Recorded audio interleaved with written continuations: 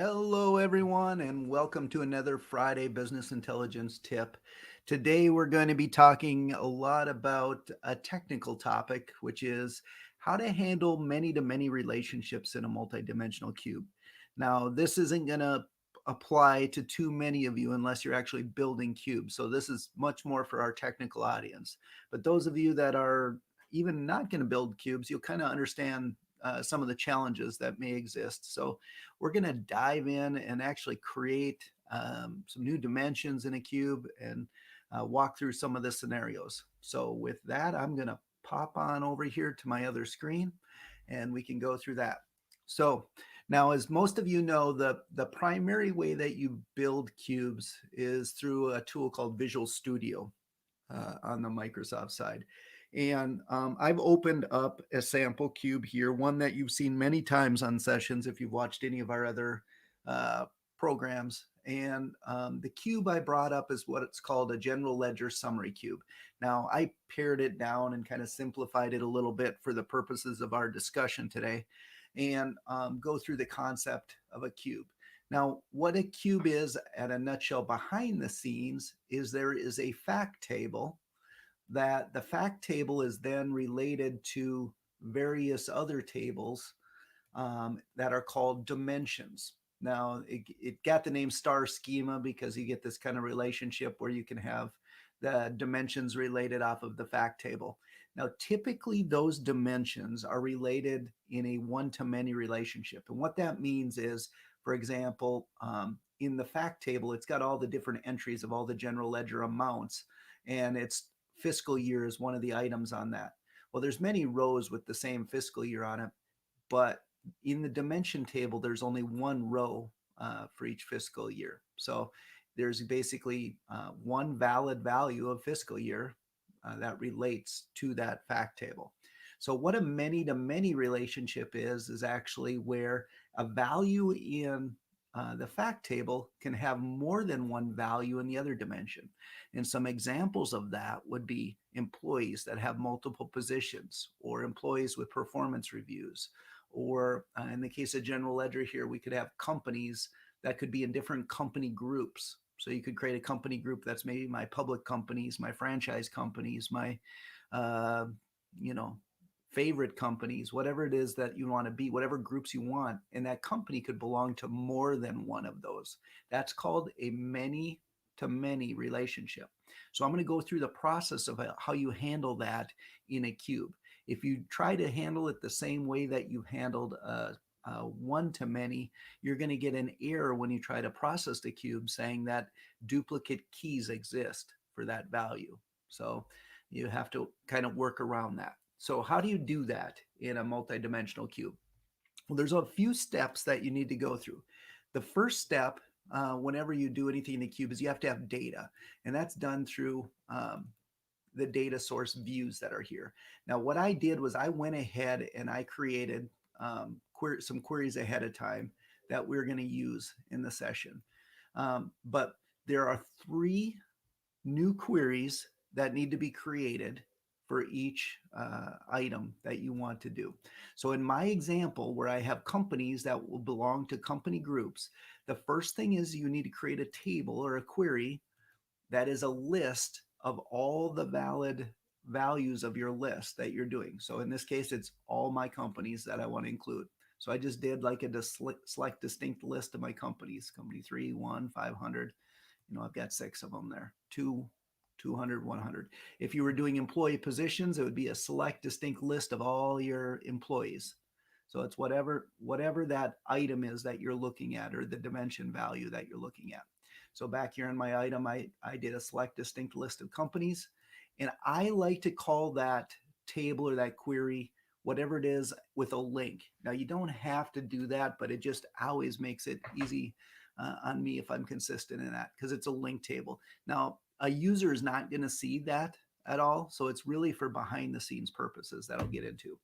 Now the second query that you're going to create is this one I'm going to put way out here at the end, called company groups. And what that is a list of all of the different, groups that are there. So select distinct list of all my company groups. And basically, it's a group name and a group description, or a group ID and a group description is what I've got in mind. But you don't have to have that. You just have to have a unique list of all the values. So if I went over to my other example of employee positions, this would be a listing of all the positions in the company. So my first query that I called the link was the list of all the employees or all the companies. My second table that I created called company groups. That could also be positions. It's a list of all the other side of the equation. And then the third table that needs to be created, and I always call this a bridge table, and it's kind of commonly called that in the industry, but basically it's the table that joins those two together. And so it's a listing of all my run this of all my companies and which groups they're tied to. So let's see, company one is in company group HS all. It's also in group 1 to 500. It's in English. So it's um, the mapping of the individual companies to what company groups they belong. So it's kind of that table. That would be in my employee position one, a listing of all the employees and all the positions they had. So employee position over and over. And then you do the join from the fact table to my link table. So by company in this case. And then I join from company to company in my bridge table. And then I join my bridge table from company group to company group. So it's just a three specific tables. Now, I kept these very simple, but you could put other attributes like in this company group. If there's other things you wanted to know in that dimension about that, you could put other attributes in here. The key thing is that's how you relate the keys to it, from the individual dimension identifier to the link to the bridge to the eventual target dimension that's there. So that's the first step. We set up our tables and put those in play. Then the next step is actually go into the cubes and tie that in there. So the first thing we're going to do is we're going to have to create a dimension. So I'm going to go over here to the dimensions item and say new dimension. And I create a dimension that I'm going to call my account link dimension. And that's why our company link dimension, because that's what I set up as my table name. It's the key value is company. And if I do next, it'll ask, do you want to include related tables? I just say no to that. Keep it as the key value, next, and say finish. Now that created a dimension called company link, and I can go ahead and I can process that. So if I process that dimension, it processed full. Now right now that's just sitting in my cube database, not really tied to anything. I need to create one more dimension, and that's for that end output. Now in this case, it would be the company groups. So I just do that same process again, new dimension, find that table for company groups. Hopefully it's in here somewhere, company groups. And I do next. Now I can put the description in there. I can put any other attributes I wanted about that in there. Give it a name, finish, process that. Run that, boom. There we go. Now what I can do is I can go to my cube that I want to put this in. So in my case, I'm in the general ledger summary cube. And what I do is I add those two dimensions to my cube. So I've got company group and I've got company link. So I've got those two dimensions that I'm going to add in. Now I told you before that the users aren't going to see this dimension. So they don't need to see this dimension. So what I do is I'm going to click that and then come over here to the visibility property and say false. So basically I added those two dimensions and I said false. Now on the link. Now I do want them to see the list of company groups. I just don't want to have them see companies or the company link. Now the last thing we need to do is up here in the measures, we need to add a secondary measure group. And what I do for that is I say new measure group and I grab the bridge table. So in my case, it's going to be company bridge, company group bridge. All right. And what I'm going to do on this bridge table is the one default measure it creates as a count. I don't need them to see this. I'm doing this as a table that's going to join things together, but not actually be seen. So I just hide that bridge table. And how I do that is just if there aren't any measures visible, it will hide it. So I hid my company bridge count. Now, if I go over to the dimension usage tab, if you're familiar with that, it's going to show all the measure group tables across the top and all the dimensions down the left. What I need to do is I need to specify the relationship of how this company group bridge is going to be tied over to the rest of my facts. Now, what you need to do is you also need to tie the company link to the bridge, and that, of course, is done by just picking company.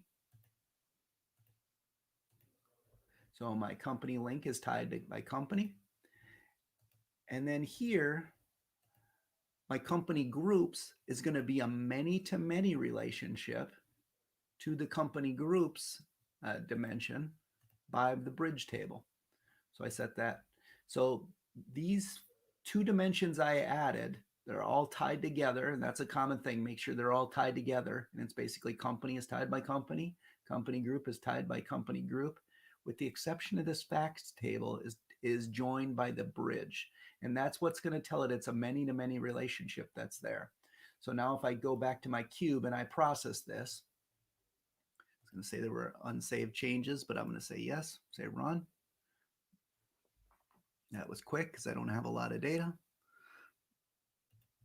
Close that down. If I go over to the browser tab and I reconnect this,